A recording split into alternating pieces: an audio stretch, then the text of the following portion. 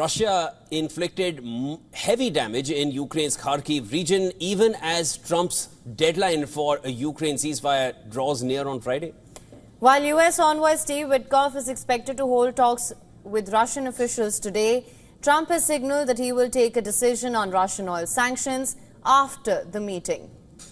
Now, the impact of Russia's drone attack on Kharkiv has left much of Lozova district in shambles. Visuals from the area show the extent of the damage to civilian areas and buildings as well as the railways. According to the regional governor, at least 34 drone strikes hit the region, leaving 2 people dead while 10 others injured.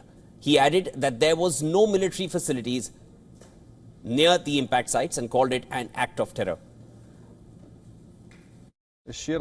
I emphasize that only civilian infrastructure was damaged. There was no military equipment or military facilities in these areas during the strikes. Therefore, this is another act of terror against our civilian population.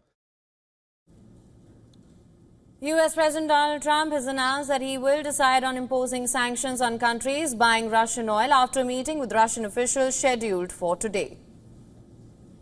U.S. Special Envoy Steve Witkoff is already on his way to Moscow to meet with the Russian leadership, aiming to discuss Ukraine-related issues and potential ceasefire agreements. And this comes as Trump gave Putin until this Friday to make progress towards peace in Ukraine or face even tougher sanctions.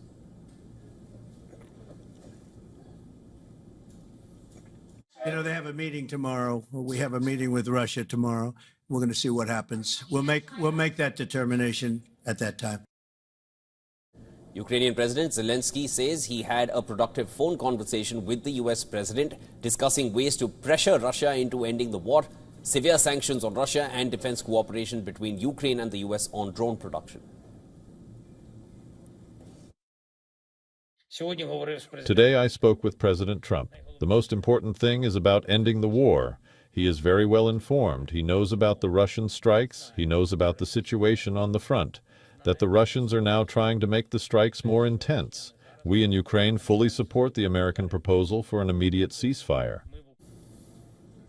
Now, Zelensky also expressed gratitude to European countries for purchasing $1 billion worth of U.S. weapons for Ukraine, bolstering Ukraine's defense capabilities.